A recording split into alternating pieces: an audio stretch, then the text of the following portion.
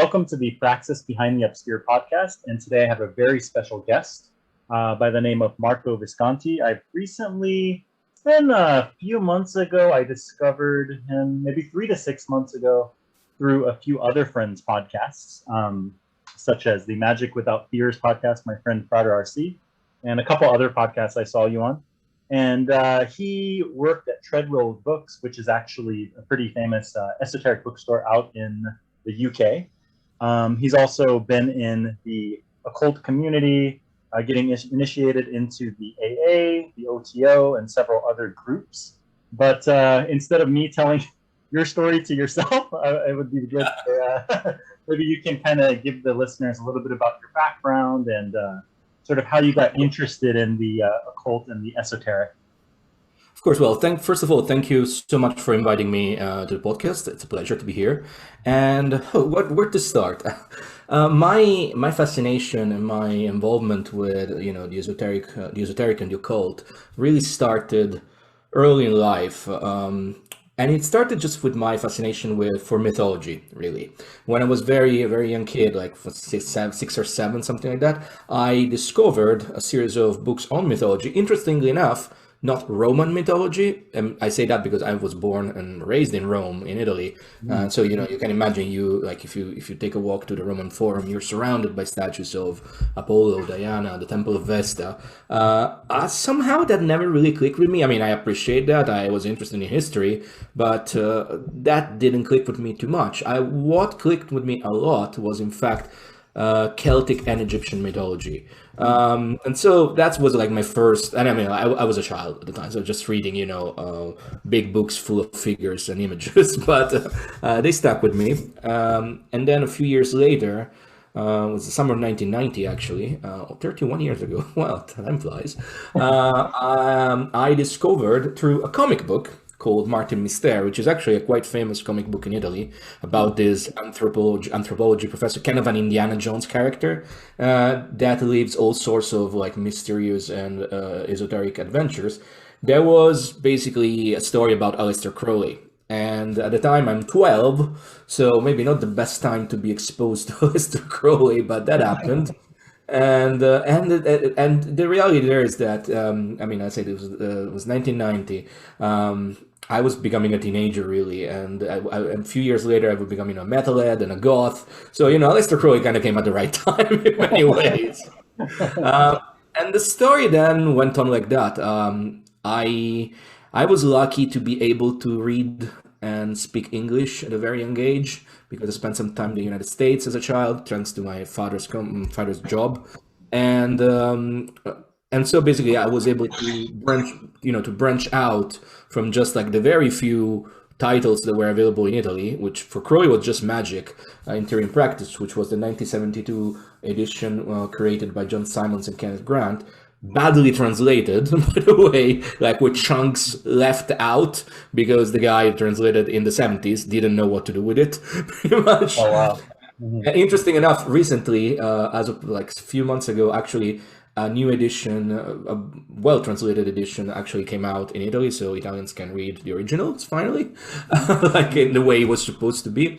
I still would suggest everybody to read in English though, because it makes more sense. On that, and then like from that, I was able to branch out, read out, and that was like the very early age of the internet. And I was already on the internet, BBSs, IRCnet, text chats, which is very similar to what we have on Discord these days. Just the Discord is faster and works better. But at the time, they felt like there was a lot of community being focused around this new experience of the shared information highway of the internet. A few years later, Barbelith.com would come along, and that was like the biggest like chaos magic website and forum, and I was on that, and it was great experiences for me, and all this this like building blocks for me. That I was also a time like trying to make sense of dilemma on my own, eventually getting to meet people in Italy and be initiated in the AA when I turned 20. So like it's already like 8 years down the line if you think about it. And at the same time, also getting to meet some people in the OTO, didn't click with them. Actually, they left me a very bad, but taste in my mouth. So Uh-huh. people in Italy, Rome, very concentrated about trying to be as edgelordy as possible between drugs and fascist connotations and whatnot, which is interesting because eventually I did join the ODO many years later, and I left many years later because those people were still there, pretty much. I mean, not in Rome, but across the organization. So that's pretty much my story in a nutshell. I've been involved mostly, I would say, in Thelema most of my life. I have studied and practiced other currents, but always with a Thelemic slant. For instance, I've been exposed to, I wouldn't say voodoo, but more like hoodoo and voodoo, thanks to Michael Berthiaud, which I studied with directly in the early 2000s. Mhm. And then I explored, by reading and then helping translate Kenneth Grant in Italian, I was exposed, well, to Tantra, really. I mean, like, of course, in Kenneth Grant, there's Kenneth Grant's version of Tantra. So from that point, I went on and explored on my own. Never went to India, unfortunately, but it's something that at some point I would like to do. Maybe not now, given the Yeah, now situation. it's probably not the time, right? Like It's not the 400,000 cases a day or something like that, right? it's really heartbreaking. It really Uh, is. Yeah. Yeah. Over the like eventually, it all led me to well, let's say that there's been a moment in my life then when I really switched my focus from music to from magic to music, and I've been a professional musician for, well, let's say 15, 16 years, Mhm. all the 2000s, in pretty much until the tail end of the 2010s. And at the same, I was still like practicing and was still involved with groups, especially at the time with the ODO. But music was my focus. And then, of course, you grow older. I mean, I'm gonna be 43 in a few days, so I'm not a spring chicken, as they say anymore. Like, Right. you grow older, and perspectives in life change, and you want to do different things in life. And so I started slowing down, moved to London, and that's where I joined Treadwells, which is a fantastic bookshop, event center. It's a magical place, really, in the heart of London. And Mhm. and from there, like my interest and my passion for being part of a magical community was rekindled, Mhm. and that's what led us to where we are today. Like I've been running this community on Patreon for the last 2 years and a half now. Well, 2 years, not 2 years and a half. And it's really started at something like very small for a few people that wanted, at the time, few people that like as me, like left the OTO and wanted to, continue to have some sort of community, even if it was virtual, even if it was just like, online only. And then, of course, the pandemic hits, and this experience skyrockets to the point that now we have 160 people, which is not, I mean, it's not like massive numbers, but I mean, as you know, you're part of it. Like it can get very, very involved, and that's honestly that's what I always wanted Mhm. from the OTO, for instance, which I never got, because the OTO was really about, okay, no, we meet once a month, we do these two things only, and then everybody's for themselves. I always want to know, if I join a lodge, if I join a group, a circle, whatever you want to call it, Mhm. let's try and make it everyday magical, right? I mean, if Mhm. it's possible, according to our daily lives and whatnot. So Right. that's me. That's me. I would say that's me in a nutshell. Okay, great. Actually, that's a pretty good transition to a question that I wanted to ask you, because I recently joined your Patreon. I think it's really cool what you have going on there, and you recently had that lecture on Babylon, which was really good. And you have other similar sort of events that go on like that. And you also have weekly lessons that you present that I find that it's a mixture. It's like a mixture between like beginner level topics, some intermediate, mixed in with a little bit more advanced stuff in there. So there's a little bit for everyone, I would say, you know. Whereas like there's a lot of different, I guess you would say, Patreons or online platforms to learning, esotericism and magic, which can be pretty much like either they're like really beginner level, or a lot of them are kind of diluted in a way, I would say. Yeah. And so it's really good to see like what you have going on there. A lot of community participation and feedback and stuff like that, which is really good. So What I'm really wondering is, as you mentioned, you're part of the OTO and these different initiatory groups, right? Orders. What do you think, as far as the future goes, now to the future, do you think that that's kind of the way of the future, or sort of like, um, is that, do you think it's like a transition point where people are getting more into these like online communities and online guilds, I guess you could call it, versus, you know, meeting up in person? Do you think there is still a place for like a lodge or meeting in person too? I think that if we learn something from the last year of lockdowns, and is that yes, there is a lot of need to meet face to face. Mm-hmm. I think, however, that the future will be mixed. Like, I think that now people know that they can, enjoy a community and learn and even form bonds and friendships with other, even if, you have to do it through a screen. Now, for me, it's always been a given because, as I told you before, I grew up with the internet. Really, I grew up. I started using it in '92 or something like that. Like it was, and for me, it's always been, and I always had friends, on the other side of the world, and because especially as a budding esotericist back in the day, as a baby magician, I was in Rome. In Rome. There's nothing really, especially not for young people, especially back in the '90s. So for me, like, okay, I'm gonna log into this BBS, and I'm gonna speak with people that have my same interest, even if they're like much older than me, even if they live on the other side of the globe. So for me, it was always a given. And then I realized that for most people, they never even thought that this could happen. The pandemic kind of forced everybody, to use Zoom, like we're using Zoom right now. I remember using. I started using Zoom because of the Patreon, because I never wanted to go. I knew that I needed, if for that to work, I needed to have like, a video call kind of experience. But I hated Skype. I hated, Facebook Live. I was like, oh, and at the time, like early 2019, so 1 year before the pandemic, I was like, oh, let's try this Zoom. I still like bite my tongue for never having bought shares of Zoom because I knew it existed. But Seriously. right, but I knew it existed, but I didn't think that far in advance. So my point is that where we're going, I think we will need to go in a hybrid situation, whereby possibly the experience of what we used to call the outer course of orders, which, I don't know, in the ODO maybe it can be the Minerval degree, in the AA can be the student or maybe the probationer phase, to a degree. In other groups, there's always an outer court, right? When you do the introductory work, really, that's something that maybe we'll switch completely online. Also, maybe to cast a wider net and to be aware that maybe there are people that live, I don't know, in the United States, that they will be willing to travel to the UK if at some point they want something more involved.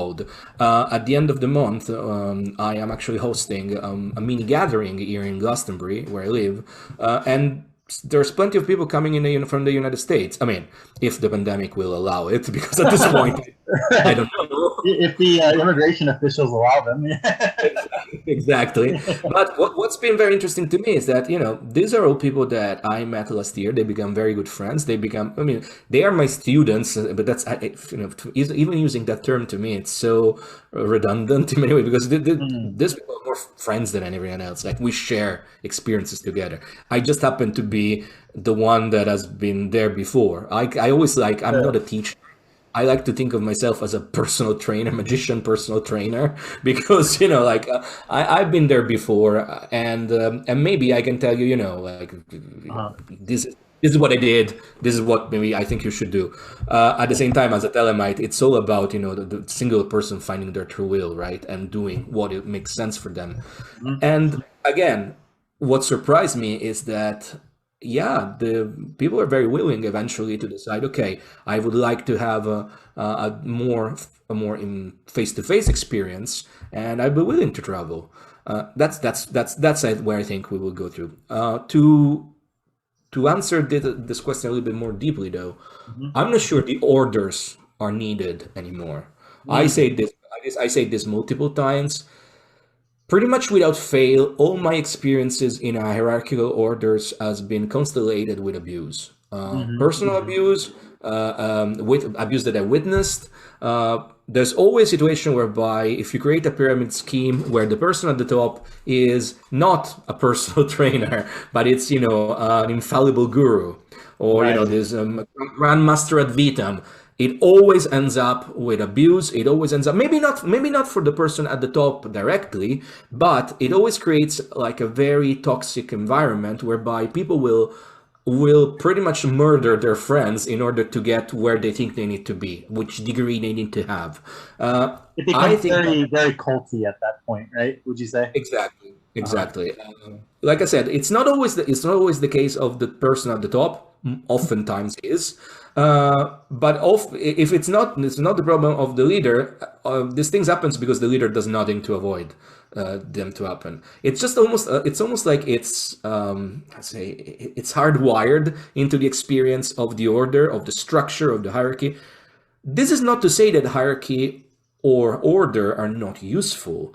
I think that, however, when it becomes when the perception of spiritual advance becomes tied to the degree that you must get to, and you can only get to that degree if you are a perfect lucky, if you're a perfect lapdog, then it doesn't work anymore, So what I think in the future, to cut a long story short, I don't think we will lose Zoom. I don't think we will lose online communities. It's definitely true that there will be, especially as the world reopens, knock on wood. And as we move past this very deeply scarring experience that we all went through, we will use it less because, we all want to go out again. We want to travel again. I haven't been out of this house for so long, pretty much.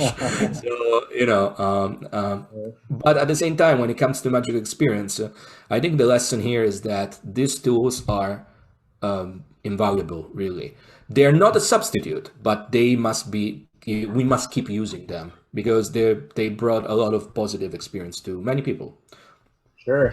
If you look at something like the OTO, which I've never been a part of, but know I know some people who currently are, and a lot of people who either left or it almost seems like the real active people who really get active in practice or put out material or things like that. It seems like they just end up leaving or getting kicked out at some point, and it just becomes, it's kind of odd, right?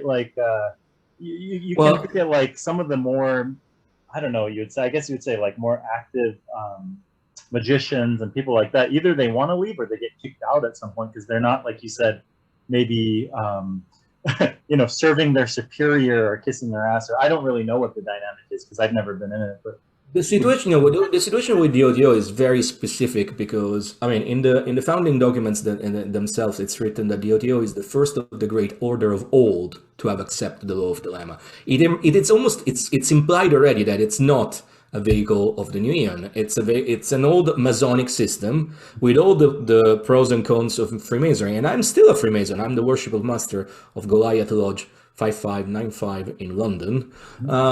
So I appreciate Freemasonry, but it's a very old school, old eon system that I am convinced now has nothing to do with dilemma. Because it's a system that implies, Freemasonry implies that as a Freemason, you bow to the true and living God Most High.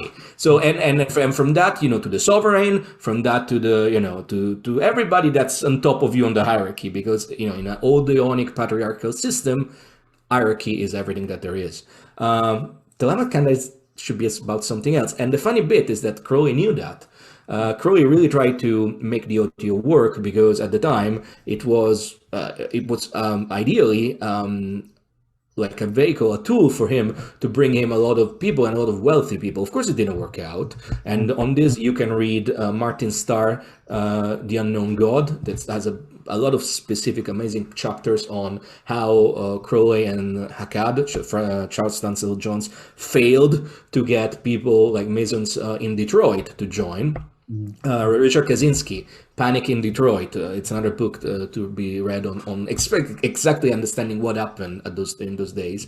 And after that, Crowley pretty much, I mean, really is after that, Crowley pretty much gives up on the OTO as he keeps writing about it because he already at that time in the 19 I don't remember, I think 1930s. Already at the time had embedded, maybe much earlier actually, don't quote me on that, but already at the time he had embedded so much into the OTO system. A lot of Thelemic teachings are said in plain language only if you go through certain degrees of the OTO. If you've seen like my Babylon lecture last week, actually, like the nature of Babylon is from a Thelemic standpoint is spelled in full only in a specific section of the 6th degree of the OTO. Everywhere else it's pretty much it's into that, and of course you can understand it. It's like, but if you wanted like to be told like directly what is the nature of Babylon, you should be a 6th degree OTO. Crowley thought that everybody would get to the 9th degree OTO. That never happened.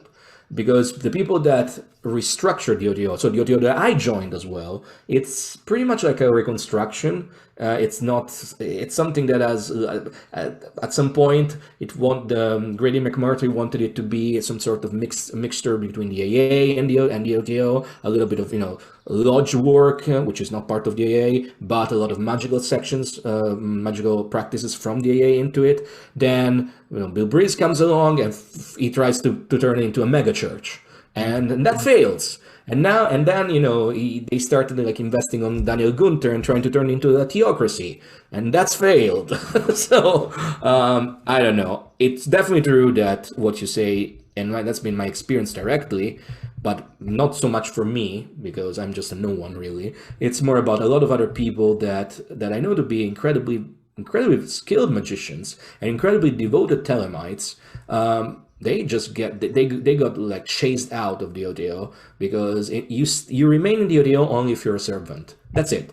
The OTO doesn't create Thelemites; it creates servants, which is so ridiculous if you think about it. Because in the 4th degree OTO, in the Perfect Initiate, there is a specific part of the ritual whereby Babylon tells you to trample all the oaths and all the masters you had before, never to bow before anybody else before. So it's like.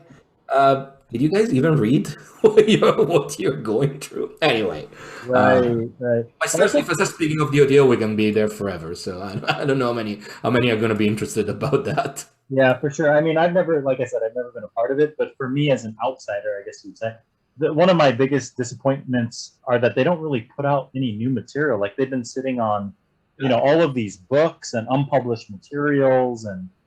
Even saying that they're going to put it out like 7, 8, 9 years ago, so they've been sitting on. It's sort of like I don't really see the purpose of it if it's not really, moving people forward and putting out material and stuff like that. It sort of seems sort of dead in the water in a way.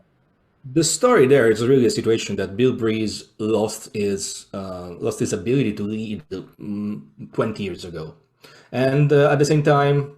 He never wanted to leave because if when people fall down into their traps of their own ego and they think that they're going to be the masters forever, that's what you get. It's kind of a story that repeats itself everywhere, really. I remember when I first joined the OTO, I was actually asked to help translate things in Italian.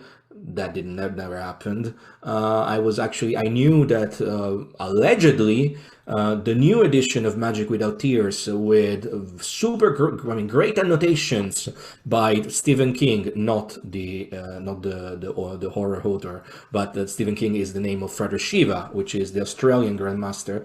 That was due any day now. It's 10 years later, nothing.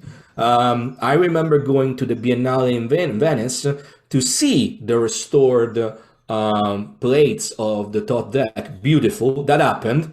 They've been sitting somewhere since 2013. They don't care because they know they can get by doing nothing.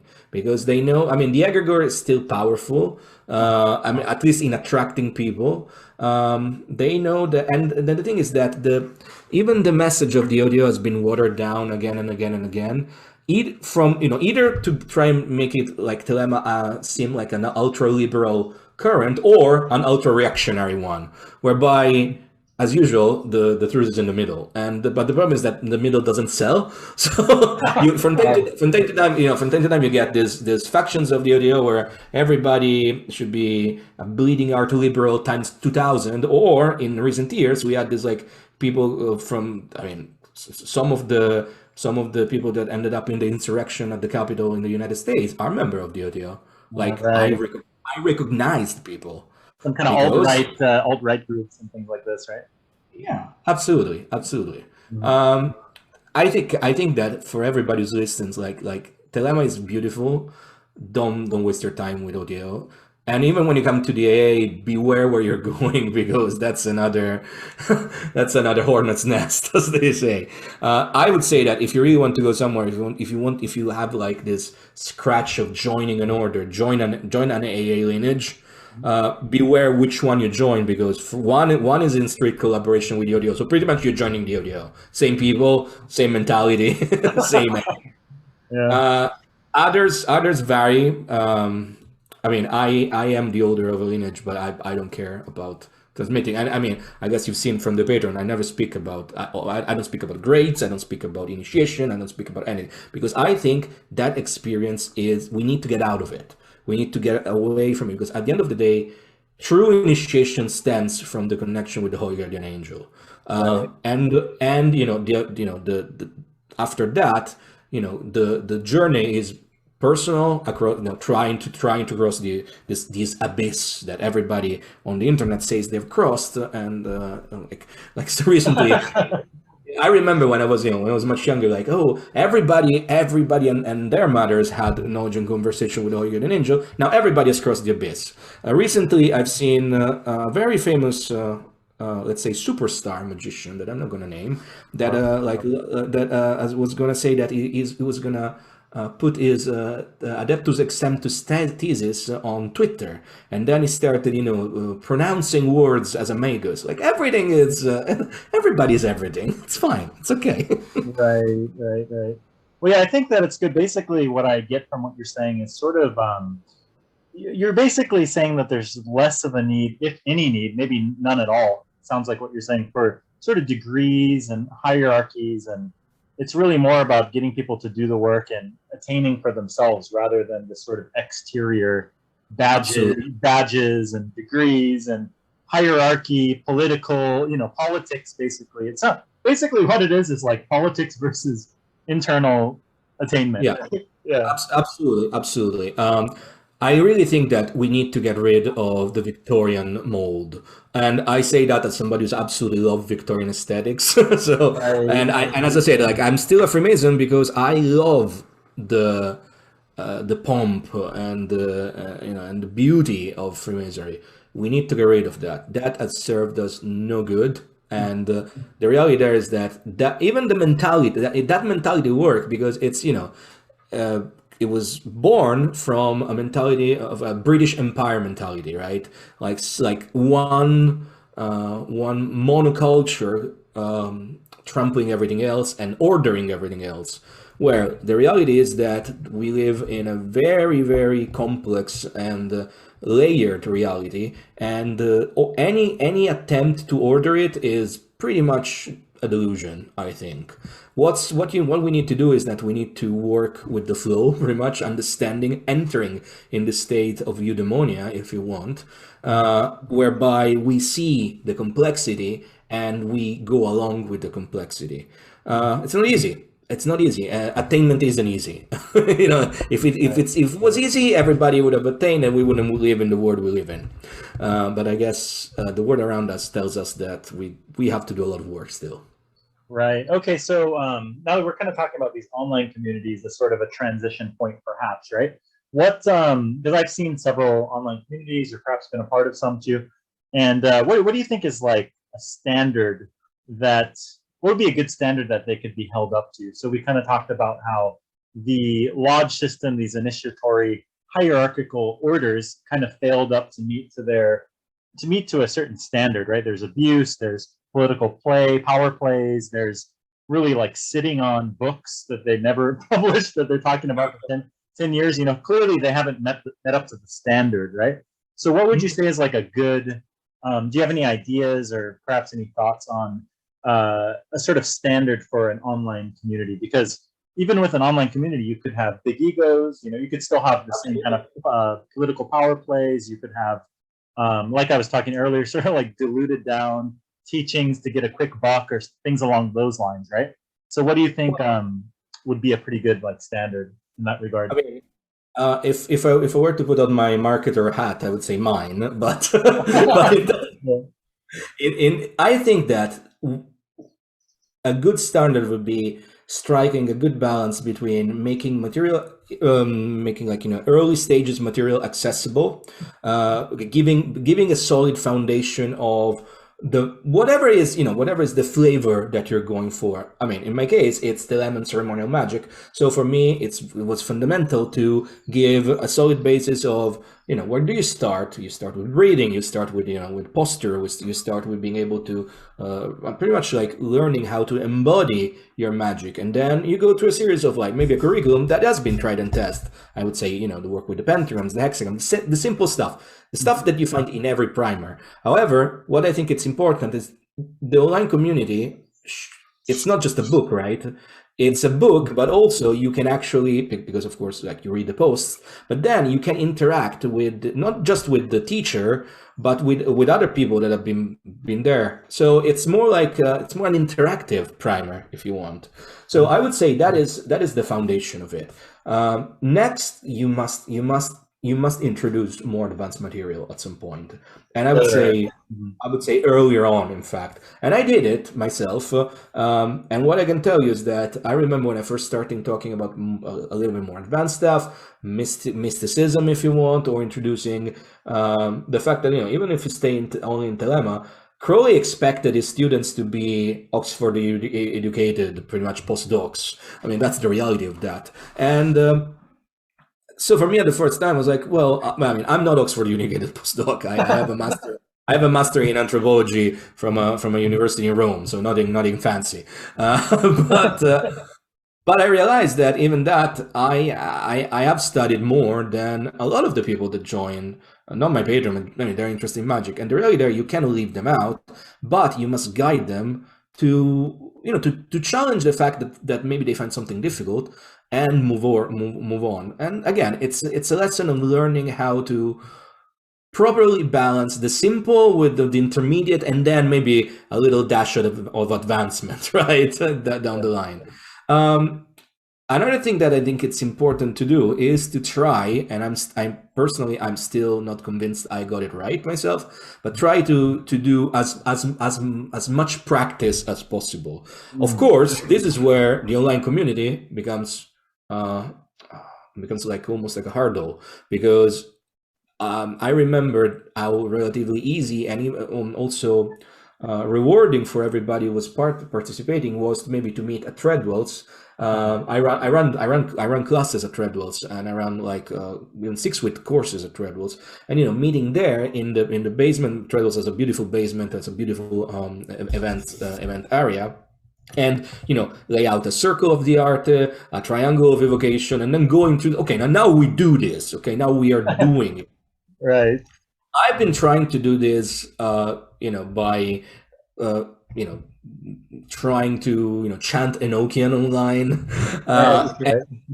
What's interesting to me is that I always told everybody, guys, I think I don't think this is gonna work. I find super stupid doing this.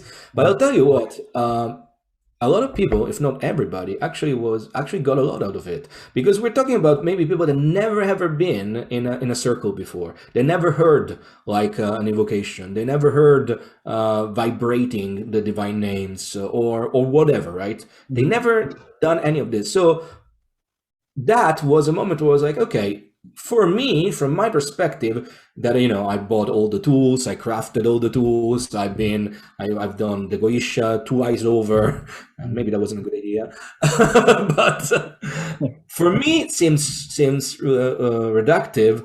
For them, it was a moment whereby, okay, this is good. I'm trying something new, and I think this is where this is what the standard should be, right?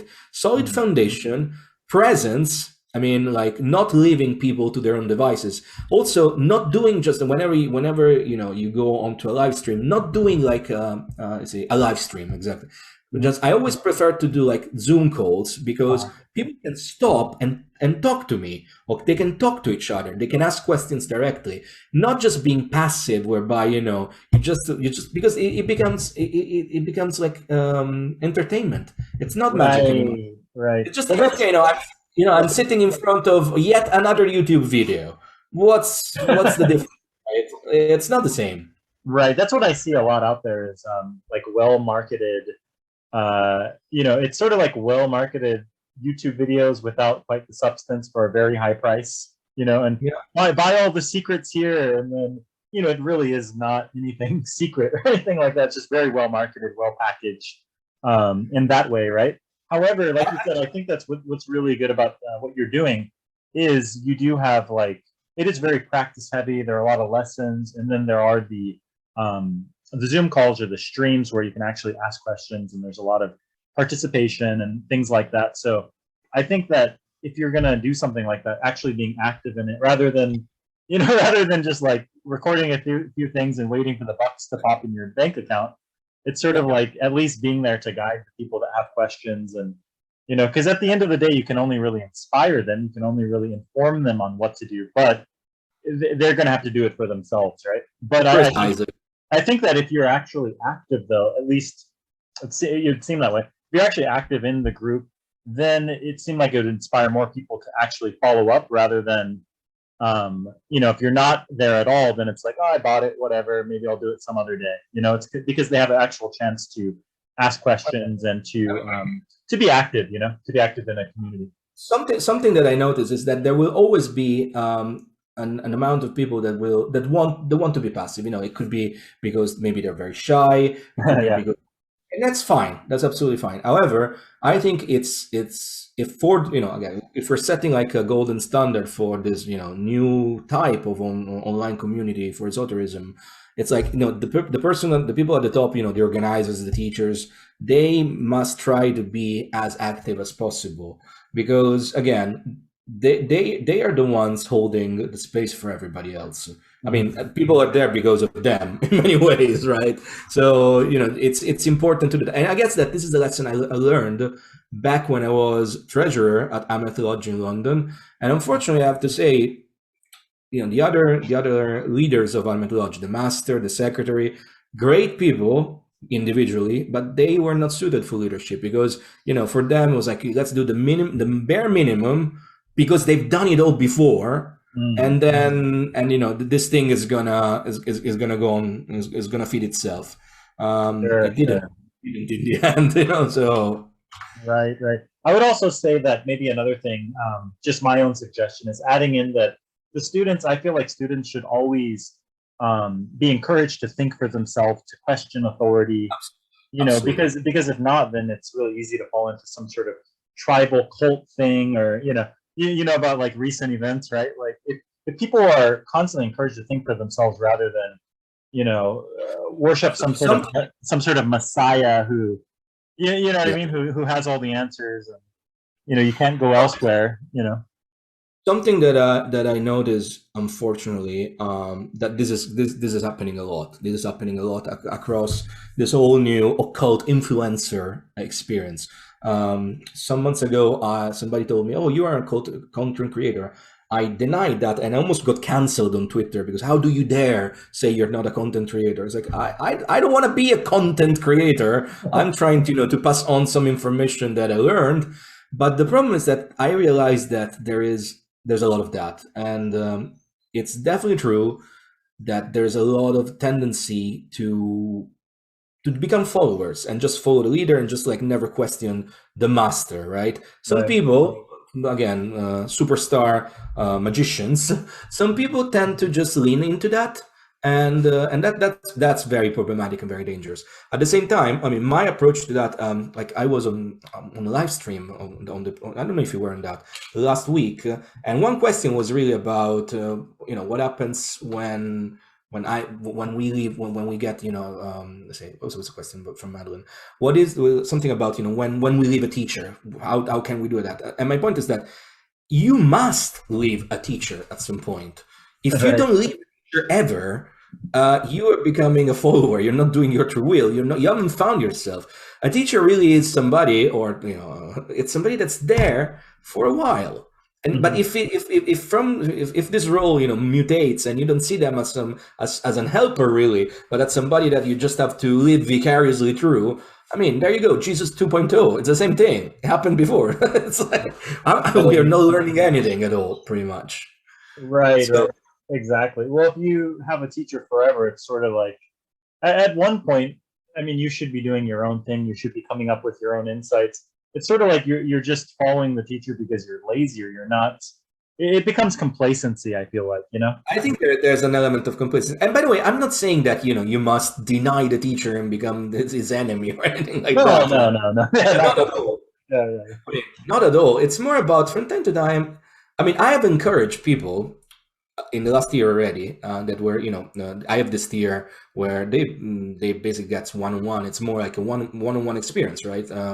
Kind of molded on what the AA superior experience was. Of course, we don't do initiations, but similar. I have encouraged one person already to say, you know what, you don't need this anymore. You're doing your thing. You're good. You don't have to pay me anymore monthly. The person decided to go down on a cheaper tier and still part of the community. But I will always be the one to say, hey, I don't have anything else to tell you. Go and find something. Maybe you come back and tell me something. That could be good, actually. Right, exactly, exactly. And in many regards, sometimes the teacher learns more than the student, right? And even in teaching, it sort of forces you to see things from the student's angle or a different angle that perhaps you didn't really. It almost forces you to have new insights, right, while you're doing it. So, Absolutely. yeah, it's definitely a beautiful thing. I'm curious because you've been doing this for decades, right? Do you have practices that you do regularly? Is it sort of kind of change with the current environment or mood or what you're working on? Do you have some sort of like regular practice or any perhaps new areas you're exploring these days? I do have, I still have the regular practices, of course. Over the course of the year, my practice really mutated from being, strictly ceremonial, and with all the, the bells and whistles and swords and daggers that come with it, which I still have on my altar, but I'd say I don't really swing them around anymore. Yeah. I would say over the years, it really mutated from magic to mysticism. Crowley speaks a lot about this.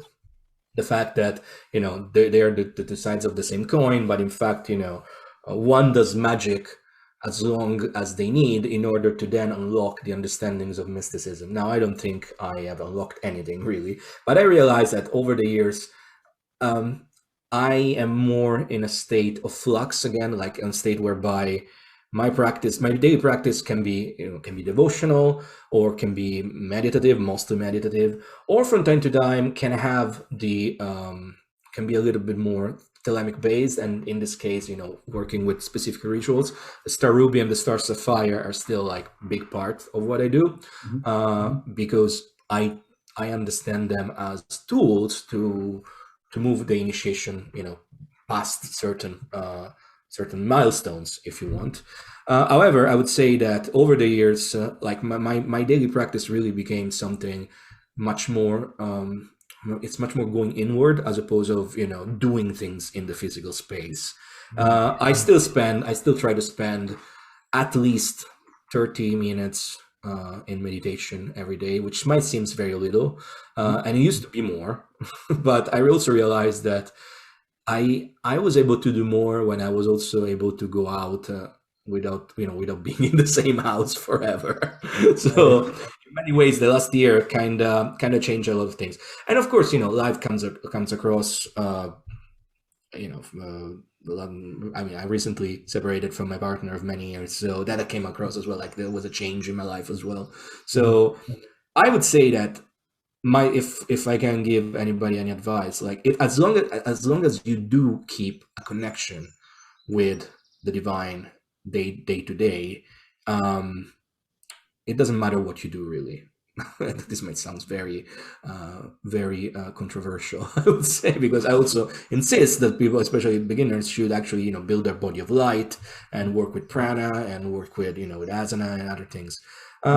It's important for me to keep inflaming yourself with prayer towards the divine day by day.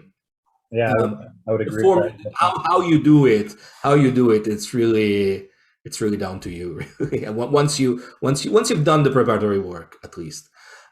Maybe one thing that I still do that it's more, let's say, peculiar, if you want, it's this constant trying and contact, what I call ultra-terrestrial intelligences, which is it's that strange. I say, like, it's almost like in a strange place where a lot of magicians would say, I'm never gonna touch that because I only work with demons or angels. I was like, and what do you think they are? Oh, they're not UT or ETs. It's like, for me, from what I understand, those are all fractalization of higher dimensional consciousness, and it's important to try and contact them because they have something to tell us, and I think they want hear something from us as well. So I mean, this, of course, led me to back in the day working a lot. First of all, with the traditional evocatory systems, the various Solomonic systems, and then with the Enochian system, which is something that I explored at length, both in the original D system, which is much more complex than what Crowley and the Golden Dawn first and Crowley used. And then in recent years, I really came up to devise my version of it. And this is something that, that's something that I'm trying to pass onto Patreon, on the Patreon classes, whereby, and I always, preface by saying, this Enochian that we do here, it's Marco Visconti's version of it. Right. Use it at your risk, pretty much. It worked for me, and we've been having some good experiences so far. But it's really something that was born from. I think that the Enochian system is incredibly powerful. Oh, definitely. I think there's definitely something otherworldly in the language, in the intelligences that you contact, and the words, the inner words that you can explore through the system. I also think that if you work with it long enough, you're kind of challenged at some point to say, okay, this pretty much what happened to me is that the angels of the Enochian system, which for me, even calling angels, it's funny, but anyway, those intelligences, they crafted a system for the Enkeli, and the work of the Enkeli is done. You can still work with the system, but you must, starting from the language itself, you must devise your own ways to go across the ethers and to hear what's there and bring back the noses that you need to bring back. Right, definitely. So Enochian has been something that I've been really interested in for a long time, for not necessarily even a long time, maybe a few years now. I actually got interested in it many, many years ago, but I didn't really take a dive into it until about 2 years ago when I took it was like a short, like a four-day Zoom course with Lon Milo Duquette about Enochian. It was scrying the aethers. We scryed 3 of the aethers and sort of went over a bit about the background of the system. And it was a very, very good experience. Like you said, you can kind of give people a taste of it, and then it's on them to kind of, are you really going to go in there and do your own work, right? And so after that, I got the Spiritual Diaries of D by Skinner, which has a lot more of the untranslated Latin parts of the diaries. It's more of a full picture of the diaries of the true and faithful relationship, and then also the Peterson book, the 5 books of mystery, and several of like the original material, and just doing my own work.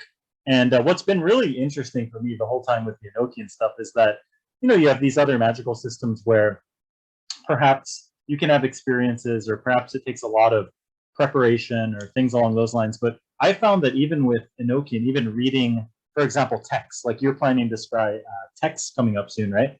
I found that even with almost like no experience or no idea what you're doing, I found even just scrying it and having or reading it aloud, and then other people sort of just listening to it, it immediately puts them into an altered state, which I find to be fascinating because that can't really be said with a lot of other I mean, that's practices. Yeah. that's precisely what always, when I first working with Enochian systems, I was like, wow, this is different. This really does something out of the box, right? Right. I would say that you still need some if not all of the tools, because it's almost like you're creating a very complex magical engine. However, the language itself can be understood as as an oral language, the original language. This is interesting because I don't know if you ever read Franz Bardon. Franz Bardon thought about the same about the Hebrew language, and he thought of the Hebrew language, the use of the language not so much in a mantic way, like using gematria to figure out which are the connections and trying to get like that kind of insight, but really like to put together words and create things, which is, again, it's Rabbi lore. It's how you create the golem, right? The same idea. I think that it's not so much the Hebrew language, but it's the Enochian language. Like the Enochian language, when you say it out loud, you pretty much open little vortexes around you, and this is not a perfect analogy, but let's roll with it right now. This is also why the first thing that I suggested people in the Patreon to do, even before we started doing the calls, it's really about get yourself familiar with the letters, with the alphabet, chant them. Like we created rosaries, which is it's not a practice that it's found anywhere that I know of. Maybe in the traditional Enochian system, but I found it very useful because with you almost start having a relationship with the spirit of the letter, each one of them, and then when you start combining them, you can be more aware of the kind of subtle or not so subtle changes they bring into the world around.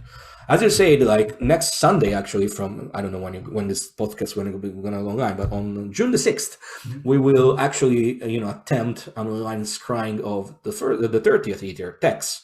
I never done this before. For me, the idea that we chant the call and then we stare into. I mean, I don't know what's going to happen. Last time we did the previous calls, there was a lot of like synchronicity happening. There was a lot of people that never done anything before like that reporting the same vision. So it's like, okay, I'm okay thinking it's all it's all in the mind.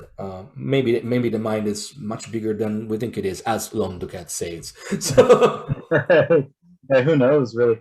I mean, my experience too is this is something I wanted to pick your brain about because you have experience with Enochian. Is that from my experience? Say you're working with like planetary angels and archangels and so like Zapkiel, Mikael, these kind of entities.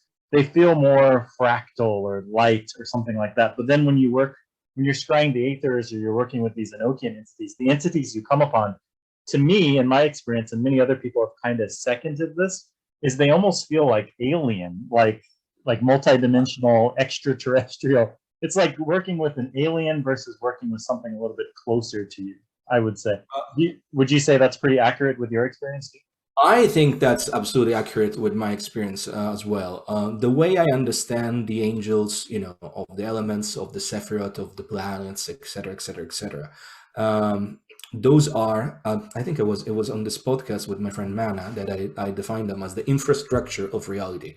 It's almost like the code, the source code of the world we live in, right? Those are what angel are. Angel come from Greek angelos, messenger. It's really like they're conveyor of the information. Of course, some of them will be more personalized, the archangels, classic example. Some of them will feel more alien, the Ophanim, the Seraphim. All of them are still part of the reality that we are enmeshed into. Now, the Enochian angels are indeed something of a complete different matter. And they're not even really originally Enochi. I mean, that's a term that people throw on later. That's another common misunderstanding. Like, oh, they're Enochian angels because John Dee was Christian or whatever. And so, I mean, they really that's just the term that was thrown on later. They don't have the name Enochian. It's not like it's not like that was what they originally named or anything like that. Exactly. I guess because people wanted to conflate them, with the myth of Enoch, the idea of the Nephilim, the idea of the of the fallen angels that mingle with humans, etc., etc. I think there is an element there that should be investigated, but then again, it's the same element of, and I'm going to throw out like a crazy analogy here, same element of, I would say, the fairy, mingling with humans, or aliens mingling with humans, coming with strange spaceships. And my understanding, where I stand right now, is that there are entities that exist outside our reality, that are willing to exchange information with us. And I really think, Crowley said this to Kenneth Grant, I really think that the scope of magic is to get in touch with these entities. Crowley himself, some of his more successful operation where, the Amalantra, the Abudis working, where he was pretty much, channeling, contacting, working with energies and entities that are outside what I would say our continuum. And that's where true magic is. The other side of the coin is that if you go too much going down into this rabbit hole, you end up with becoming a living douchebag and thinking that.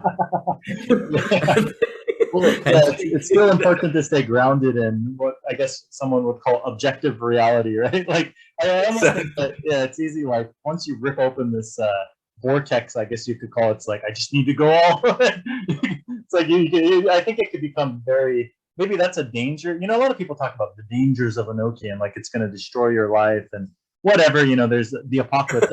I think those are all sort of overblown, in my opinion. But I think a real danger is almost like getting obsessed or getting sort of losing touch with this reality, with Malkuth, right? I think that is the danger of every magical and mystical experience. That's why, again, I insist so much on the fundamentals, like what I call the building of the body of light. I up until to this day, like in our community, in my community, I told people we're not going to do any sort of evocation ever, because it's something that you need to, even scrying, it's bordering to that, right? Because even scrying is getting to a point where you do get in contact with something else if it is successful. But as I said before, at some point you need to push the boundary. You need to start and try and introduce something new, because if not, it just, you're going nowhere. You just become stale. Right, but, exactly. There's been enough, how many primer books are there? There's hundreds of books where it's just, do fourfold breath and LBRP for 30 years. Eventually you have to kind of, try something more. Exactly. Yeah, yearn for more, right? Yeah. But also regarding about, this, should it be controversial? Let's be controversial. There's been a lot of discussion about, I say the danger of the Enochian. I think this usually comes from authors that have their own demons, and they have not exercised their own demons. The latest in this is Jason Liu with his and the Empire of Angels. Is the last book that came out on Enochian. Much advertised book. He's a great writer. It's a pleasure to read him. It's really good. It's good. You read it. He makes a compelling story. He can tell a story. He can tell his story though. It's pretty clear. If you know Jason across the years, that the man has gone through some drama, and he tends to find, to try and point the finger. This is bad, this is bad, this is bad. Now it's Enochian. So some years ago, it was voodoo, whereby all voodoo practitioners, in Lou's opinion, were pedophiles. All of them. Oh, jeez. It was like, I don't know, maybe the problem is not in the system, and there will be some systems that can be more dangerous or more tricky than others. Maybe it's in the individual. So yeah, I've been controversial. Sorry. Right. No, actually, I read that book. I really enjoyed it, but I felt the conclusion. I've read a couple of Enochian books similar to that. There's the what's the name of that book? John Dee and the Empire of Angels. I read that. That was Lou's book, and I read one of Aaron Leach's books. And so what I think the problem is, a lot of these books, they start out really good. They're informative. You learn some history and they are good books, but then it very becomes almost like a New York Times opinion piece. If you get Yeah, things, it's sort of that's like a good one. yeah, but That's a good yeah, one. I feel like they should. I think the problem with these books, just in my personal opinion, is that when they go to these conclusions, it should not be stated as a fact. It should be like, this is my own take on it, or this is my opinion. But with a lot of these books, like Aaron Leach had one called the Enochian Grimoire or something like that, and then with Lou's book, it's sort of like, no, this is how it is. It's like it's almost written like it's some sort of fact, where it's like, well, I don't think Exactly. that the Enochian system, with my experience, has nothing to do with Zionism or or whatever the conclusion happens to be, right? Like you have to be Christian because that's what the whole thing was about, or whatever I mean, the but that's exactly the point. How can you come?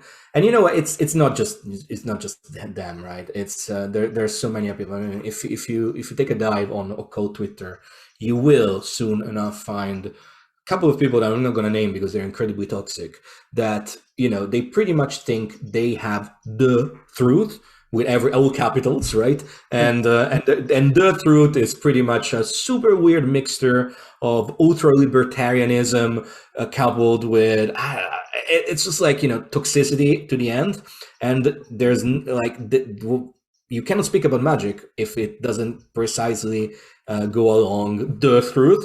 And I'm thinking, okay, these are people with deeply seated insecurities, big unsolved problems, and it's just problematic a little bit when one of these people write a book and this book becomes widely read, because then again, for newbies, if I can use the term, they can go there and say, oh, okay, this is the truth, this is it. I mean, it's in the book. right. This person is a well-known author.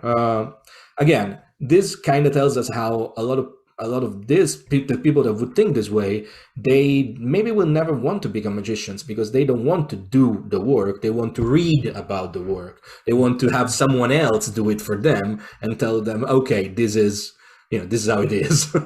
Right. Magic is about getting your hands dirty and oftentimes all the rest of your body as well. So there's no way around it. You got to do it yourself. Yeah, that's a good way to put it. And to go back to a point that you mentioned, it's sort of like people haven't exercised their demons. That's really my experience, is that it's sort of what Enochian, what scrying the aethers will do, is it will sort of it'll sort of raise your vibration and make you, the best analogy I can give is almost like an intense psychedelic experience where you're Yeah. forced to face your own self. You're forced to face your own shadow. You're forced to face, things that you've been avoiding, and you'll have sort of revelations or experience in this regard. And it would be easy just to say that, oh, that's evil, because it's forcing you to see yourself and the kind of parts that you're avoiding, right? And so that's just my own thing, because when I scribe the aethers, I've had very intense experiences too, but then it's sort of intense in the fact that I have to face certain things and work it out and do the work, so to speak, right, before I move on to the next thing, right? It's not, yeah, it's And not that's something that you blame other people or blame the Enochian system or something like that, right? I mean, it's again, it's so from a dynamic perspective, it's such like an old Ionic vision of, okay, I'm gonna blame something else because then Jesus will save me, and then always someone else, right? It's always someone else doing something, and you know what? I'm guilty of doing that myself. We all are. I mean, I'm not perfect. I find myself doing that a lot, but I also stop and think, okay, maybe I should actually do something myself. And it's not. And when it comes to magic, it's kind of like the golden rule. Like, it doesn't matter how much you still study with teachers, you read books. You have to do it yourself at some point. Especially, I would say, if you think you're not ready for that, because again, there's a risk in being reckless, but there's a greater risk in being too conservative. Oh, for I mean. sure. Definitely. I think there's something that Jake Stratton Kent said a long time ago. I think he said something like, "You're eventually going to get your hands burnt," or something like, if you're avoiding getting your hands burnt, you're never really going to learn a lesson. You're never really going to know where the boundaries are, right? Like, you're eventually going to have to face some reality, and you're going to have your own experiences. Basically, I think is what it is. Absolutely. Yeah. Absolutely. And, Yeah. and, and And your experience might end up being completely different from what's written in the books and completely different from what your teacher tells you. So it's going to be down to your discernment to understand, okay, did I fool myself, or am I, bridging to somewhere new? That's also something that nobody can tell you. Part of magic is becoming like, emotionally and psychically, if you want, mature enough to understand, okay, this time I fooled myself. This time, no. This time I'm going somewhere interesting and I'm going to pursue it. Most definitely. One thing I thought that was cool about, I guess to go back to your Patreon, is you had a lesson on Blam, which I thought was really cool. And I guess that's been a big part of the Kenneth Grant work, which is something that I've never actually read any of Kenneth Grant's work. And I find that there's people who like got really into Kenneth Grant. They had all his books or read all his books, and most of them are extremely expensive. It's hard to, even buy unless you're really rich these days. It's hard to get a hold of some of these books. But luckily with the internet nowadays, you can download PDFs and ebooks and things along these lines. But as you mentioned that you have translated some of Kenneth Grant's material into Italian, and it sounds like you have a lot of experience with that. Maybe you can kind of share, kind of curious, like since you've worked with his material or at least read through it and translated it, what are your thoughts on his work? So I discovered Kenneth Grant very early in the 90s because, as I said before, at the times, the only Crowley that was available really were two, Moonchild and Magic in Theory and Practice. And then there was like the first two books of Kenneth Grant, The Magical Revival and Aleister Crowley and the Hidden God. So I was like, okay, let's go there, let's read there. And of course, it's a wild ride. Let's put it like that. It's a really wild ride because Kenneth Grant, my understanding of it, first of all, I want to also say I'm not a member of the Typhonian Order, never was. I have corresponded with Kenneth Grant back 20 years ago when I was translating the books, and I'll tell you shortly why I was doing it. And then when I was at Treadwell's, I met and chatted with Michael Stalley, which is the current leader of the Typhonian Order and the person behind Starfire Publishing many times. But that's it. That's my extent of it. Everything that comes from Grant has been always my own reading. I have everything. I've read everything multiple times, and what I love about Kenneth Grant is that he was a man that went and did the work for himself. It was a time where, I mean, he wasn't Secretary of Crowley, but that was only the last 2 years of Crowley's life, so it wasn't much. And the relationship was very rocky, to say the least, as every relationship with Crowley, because Crowley was an incredibly unpleasant man. Yeah. And the reality there is that at some point, Kenneth Grant decided, I'm called to this. I'm going to go and do my work. And what you find so for those of you, the listener never read anything about Kenneth Grant, his legacy is literally like 9 books, which are called the Typhonian Trilogies. Mm-hmm. And in this Typhonian Trilogies, you would expect to find magical practices. Instead, there's wild stories that you never know when, truth ends and fiction begins.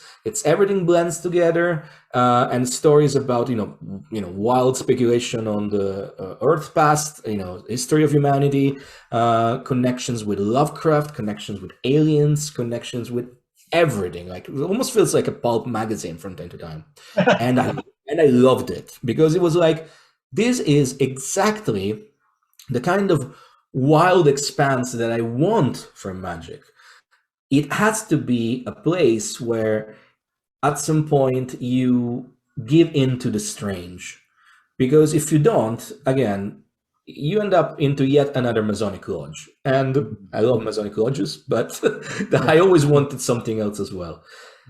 The reason why I ended up translating Kenneth Grant, helping translate Kenneth Grant, and Michael Berthiaud as well. Michael Berthiaud, it's the same as Kenneth Grant, by the way.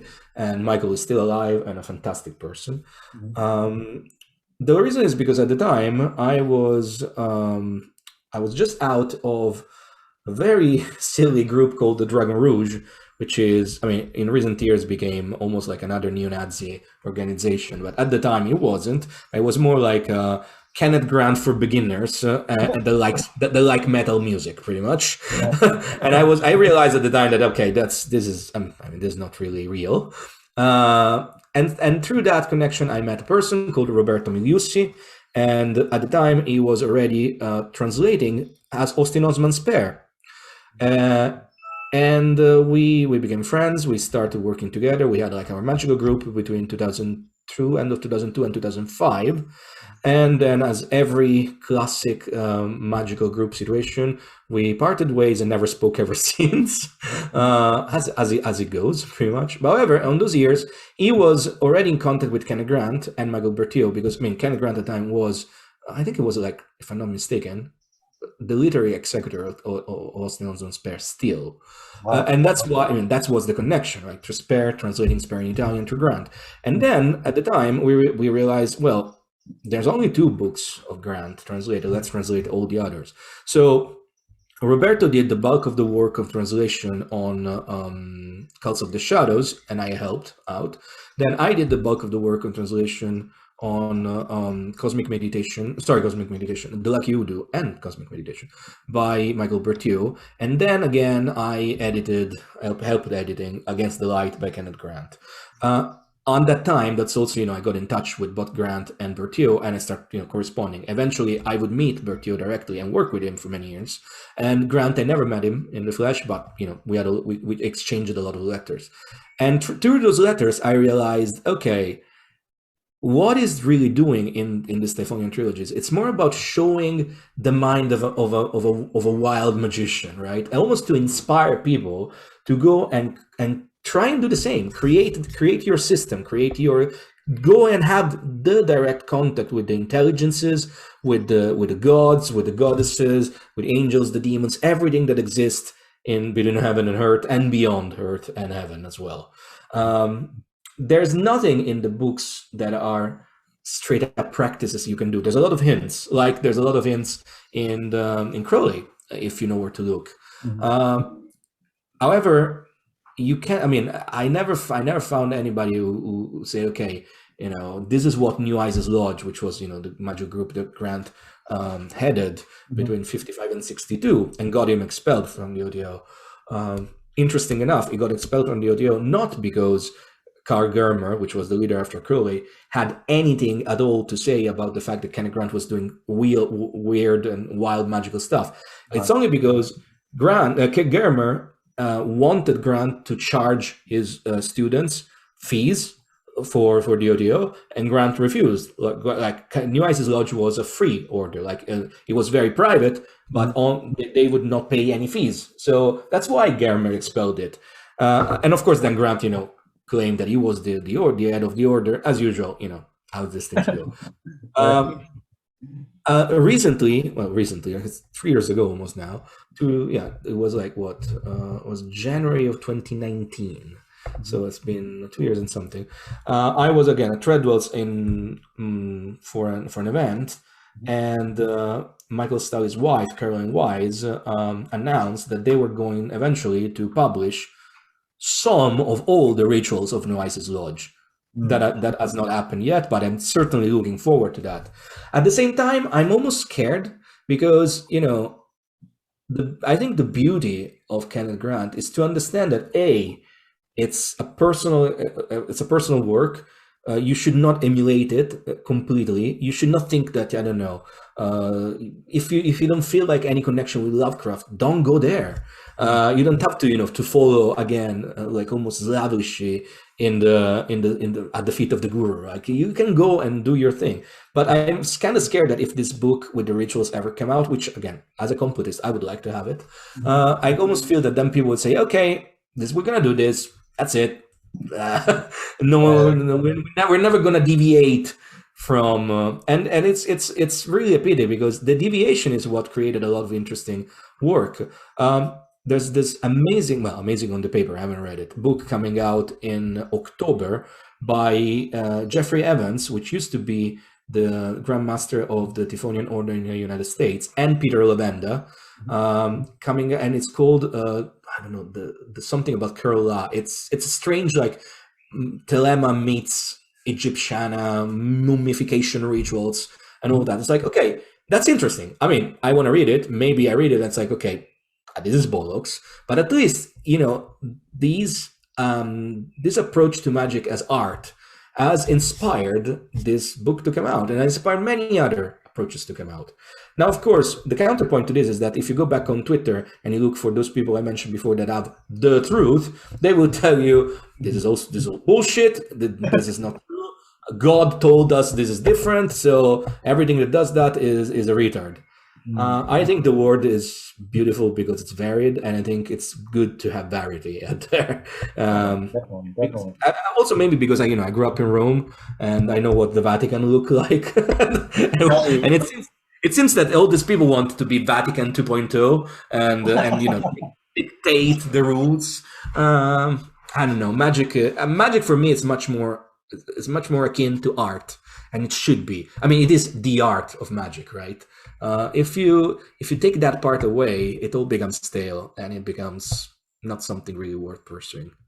Right. I mean, ultimately, it's something you have to do for yourself and have your own experiences and make it your own, rather than this is the official. You have to believe this, and you have to do it this way. It's sort of something you have to experiment with and experience, and sort of see the results and kind of adjust, and then wash, rinse, repeat, I guess you would say, right? Over and over again.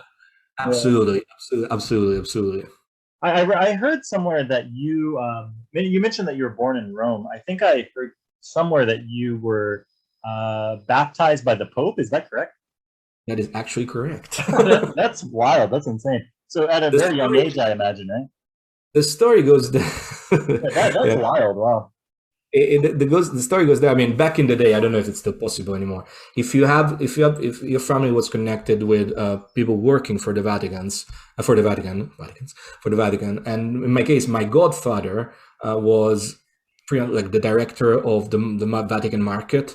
So it was pretty high up there. Like, you could request to be put in a series like of group of people that would receive the baptismal chrism by the Pope at St. Peter's. In fact, since this thing has been coming up again and again, I have the photos. So I'm trying to get my father to scan it back in Italy, to scan them and send them over. And I'm possibly going to put them online, so everybody's going to laugh because of course look what how it turned out to be. Not exactly. How would you say? I'm just very curious, because that is a very unique and very different kind of experience to actually get baptized in Rome by the Pope. Was it something at the time that wasn't really a big deal, just because it was kind of part of your normal life, or in retrospect, do you think that had a big impact on you? Well, you got to consider that. I mean, in Italy, you get baptized when you're like few months old. So I don't remember. Okay. It's something that you saw photos of. You're just a little baby at the time. No, I have photos. I have photos of that. With my mom there and everything. But the thing is that I've been in St. Peter's Basilica many times, and when you have like these very early memories of childhood, and I mean I have a very good memory, but of course it doesn't go. I mean, first early real memories I have when I was like 3 or 4, something like that, and that would have happened like 3 years before. I was baptized like it was in November, and I was born in June, so a few months later. The thing is, like, there's the photos. Obviously, there's the stories, of course, told by my parents forever, because it was a big deal. I mean, it was not a big deal, but the reality there is that eventually I turned out to be pretty much an heretic. I mean, even consider that I'm actually, for them, I am a proper heretic, because I hold an apostolic lineage in the Gnostic Church, and that's as heretic as you can get, pretty much. So, and also was also like when I was like 17, something like that, I requested the annulment of the baptism. Now, what you can do in Italy, there's this website called uaar.it, and that's basically an acronym for Unione. I don't remember. It's something in Italian. Pretty much like people that want to be, they're either atheist or agnostic, and over the years they put up this big campaign for people to request to be, in Italian it's called sbattezzato, or annulment of the baptism. Because what happens there is that the Italian government is so so slave to the Vatican that there's so much money is poured from Italian taxes into the Vatican. It's a very complex situation. I'm not going to bore you with that. Also, the Vatican will every time they will say, "Hey, there's like 5 million of Catholics in the world." I don't even know the number, something like that. They will count into that number everybody who's ever been baptized and not requested the annulment. So I did that, and I have the annulment. But the letter that they sent it was something across the line like, "Well, the sacrament it cannot be removed, but we recognize that you don't want to be part of this." Of the church anymore. And then they say something like, "If you decide not to go to hell, tell us." Pretty much, just fucking really hilarious, pretty much. So yeah, that's a funny story over there. Yeah, I think one last question. We've kind of went over it earlier, but since you've been in the occult community so long, and you've kind of seen all these ebbs and flows and changes, and now with these online communities and everything, where do you see this sort of current going? From now into the future, do you see any like developments right now, or what would you say? What do you see in like, maybe the next few years? What do you think kind of developments do you see happening? I am curious to see how many of those who joined the wider community in the years of witch talk and occult influencer will stay, because I feel that we do need young blood. We do need a change of the guard. I'm not sure that what we've been experiencing is pretty good, to be fair, because again, the discourse online is dire, and it has not been this dire in a long time. Not even at the time, of forums or Usenet or whatnot. What I think is going to be massive coming forward is as soon as virtual reality, and I would say haptic virtual reality, will become available and widespread, that's going to be the game changer, because at that point you will be able to create pretty much the entirety of the words that you should create with the visualization. You'll be able to create them in direct experience, right? Direct physical experience. Now I'm curious to see that, because I think that's important. I mean, I really am a transhumanist in many ways. I think that I think recently on a podcast with Gordon White and Peter Gray, they spoke about how the future is going to the stars, via Elon Musk. I think the future is getting rid of our biological bodies, to be fair. I think the future is, getting into the matrix, if you want, but maybe, being in control of it, which is going to be the actual problem. So I think integration with technology, sort of, there's a term for that, I forgot, where it's sort of like human, it's like the symbiosis of technology and humans, basically. I mean, I don't know if you, maybe cyborg or something like that, or cyber. Yeah, something. Yeah, there's another one, I forgot. But anyways, yeah, you see sort of the evolution. I mean, even with the like the occult currents, if you're able to use VR and all these new technologies, you're talking about like getting rid of these orders and these hierarchies. But I mean, in theory, with very good VR and technologies, you could have the initiatory experiences through these machines. And what you could have, the physical experience. Like you could see and feel maybe the temples and the garments and whatnot, which is, by the way, a very important bit, because 99% of disorders don't even have like a real temple. They meet in somebody's basement. So a garage, yeah, your garage or basement or attic or whatever. What I think is that, like, I think that's gonna be the future. I think that's where we should go through. The big deal will be to be able at the same time to know that we still need to do the work, because yes, that kind of world will allow you to experience wild vistas. However, at the end of the day, you must be able to experience them with your mind's eye, beyond. Exactly. I mean, then again, you would argue, is that the mind's eye? Like if this information is bombarded into your brain directly and you live it, does it mean that then technology has enhanced your mind's eye? Possibly. I'm definitely curious to see when that happened, because I really feel we are. Reichert Weil was speaking of the singularity, and he thought the singularity would come in 2012. We're like 10 years away, but I feel that like if we're going there, that's what I'm excited about. I don't really care about going into space because I don't think that's suitable. I don't think we'll do it, to be fair. I think that more if of these explorations of these inner spaces that exactly, yeah, definitely. because you know, because the problem with going to space and going to another planet is that we're going to strip it bare, as we did with this one. It's like that's what humanity does. It destroys what they find.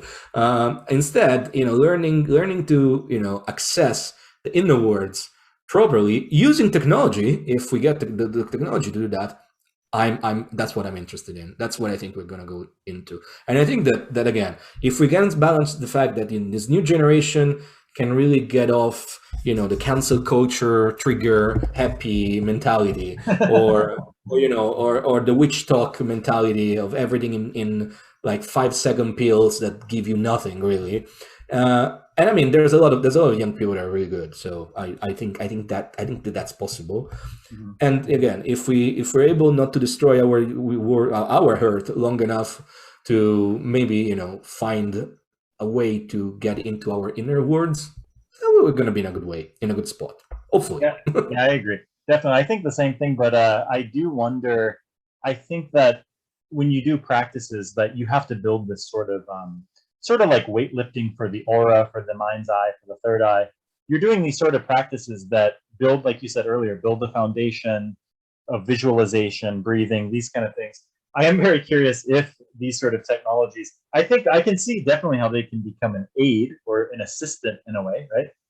Just as right now you're using Patreon and YouTube, and clearly that's effective. That is already the symbiosis of technology and practitioners, because they are using online videos. Look at about 100, 200 years ago, 300 years ago. I mean, you weren't looking at YouTube videos of somebody doing a practice that you could, directly emulate, right? And that definitely has value, because absolutely you read a text and you're like left, right, this, that. I mean, it can be very confusing. Whereas if you see somebody who's a initiate or practitioner of something doing something and then asking them questions, that you're already ahead of the game, right? But I am curious if to what degree do we outsource? If you're talking about like putting chips on our heads and these kind of things, like to what degree do we lose those abilities? I mean, that's something I definitely cannot answer. But I think that will be like the big the big deal. Try to understand, what is this yet another Faustian bargain? Are we going to lose something out of it, or are we going to gain something out of it? If we look at technology right now, especially in the recent years of understanding of data leaks and whatnot, it's a bit of a gray space. but I don't think I think we need to keep going, because that's what's gonna open us to new possibilities that as right now are still unthinkable. Because again, thinking of going to Mars, thinking to going to another planet, it's just doing what we have always done, physically going somewhere, learning how to master the resources and use those resources. But I think that we need to learn how to get to pretty much like live resourceless, like live in a state of constant, like perpetuum mobile, if you want, which is, of course, it's a lofty goal and possibly just a utopia, but I'm more interested in that. Yeah, that's interesting. I mean, say you could run a chip or a program or whatever it is, a VR experience, where everyone can see that we are just one consciousness. That would already, amplify everybody who ran the program, I guess you'd say, or whatever. That would automatically amplify their empathy, because they would see their brother as themselves, and it would, it'd make the world much more of an enjoyable place to live, right? So that's why I could see technologies could really foster, more of a pleasant human experience and a harmonious human experience, and seeing the world through a different lens of unity rather than this tribalism and all the current problems that we see going on in the world, right? And I think that somehow I want to be optimistic, even if there should be no reason to be optimistic. But I feel that like after some like 5 to 6 years that they've been like very grim. I think that what's coming up next it's not gonna be as grim. Yeah. I also, like this is the first day of summer here in the UK, pretty much. I want to be positive for once. No, I feel you. I feel you. All right, cool. Well, this has been a really good conversation, and maybe later on down the line, after some time, maybe we'll do a round two at some point. But as for now, can you tell the listeners about any kind of events or programs, or we talked a little bit about the Patreon. What would you like to share with the listeners, resources, and how they can find you too? Of course. Oh, okay. They can find me. My website is marcovisconti.org, my name.org. And on Patreon, Marco Visconti, patreon.com/Marco Visconti. Join us. We have fun. That's all I can say. You were asking me like maybe to plug some other podcasts and whatnot. There's my friend Mana, the Real Witches of End Times is a fantastic podcast. And Mana is a very interesting person. She's an artist. She really blends together many different words, and we were talking about this before, about how magic and art really should mingle. And I mean, listen to that podcast. She also really invites the wilder people, and I love it, and I absolutely love it. Awesome. And I don't know. The reality there is that, I mean, I was thinking about her because, I mean, I was listening to her podcast before joining here. And the reality there is that there's so much good stuff out there these days. If I may suggest, maybe I'm going to tell you something different. Like, I would suggest you not to follow those or not to listen to those groups or those people that put themselves as the absolute guru. That's something you don't want to do. And on that note, I'm not gonna say more because if not, it gets spicy, and I don't want to get spicy. Oh, that's pretty funny. But yeah, people can check out your Patreon. You recently did that the lecture or talk on Babylon, which is really cool. And do you have any other plans for like a next lecture like that or an event like that? I tend to, so basically those are like one-off lectures that I do every 2 or 3 months on different topics. Of course, the last one was in Babylon. I did one on the Thought Deck. I did one on esoteric Freemasonry. I did a general one on, back in the day, introduction on Aleister Crowley. And I also did one on, the intersection between Telema and this strange paranormal show called Hellier. I'm thinking, I mean, all of these are still available. If you join at the Yesod tier, which is second tier, it's £10 a month. You can still access that and something about, I don't know, at this point we must have something about like 50-60 hours of recorded material, like live streams, Q&As, the rituals, because there's also the Enochian rituals that have been recorded. We did some strange, almost like a paranormal investigation as well.